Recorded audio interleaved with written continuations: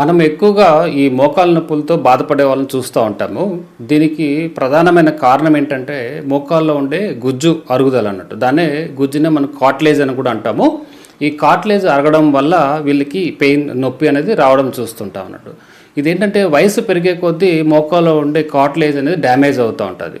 అంటే దీనిలో ఎక్స్రే తీసినట్టయితే వీళ్ళకి 4 స్టేజెస్ ఉంటాయి. స్టేజ్ 1 నుంచి స్టేజ్ 4 అంటారు.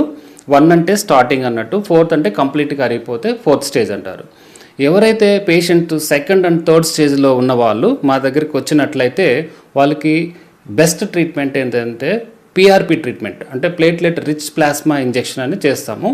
వీళ్ళకి ఏంటంటే పేషెంట్ దగ్గర నుంచి బ్లడ్ సేకరించి ప్లేట్లెట్స్ని సపరేట్ చేసి ఆ ప్లేట్లెట్స్ని తిరిగి వాళ్ళకి మోకాల్లో ఇంజెక్ట్ చేసినట్టయితే వాళ్ళకి డ్యామేజ్ అయిన కార్టిలేజ్ని రీగ్రోత్ చేయడం వల్ల వాళ్ళకి పెయిన్ తగ్గడము, ఇన్ఫ్లమేషన్ తగ్గడము, దాంతోపాటు ఈ పిఆర్పి ఇంజెక్షన్ వల్ల మనం ఏంటంటే ఈ 2nd స్టేజ్ నుంచి 3rd స్టేజ్ నుంచి అడ్వాన్స్ కాకుండా మనం అరికట్టచ్చు అన్నమాట.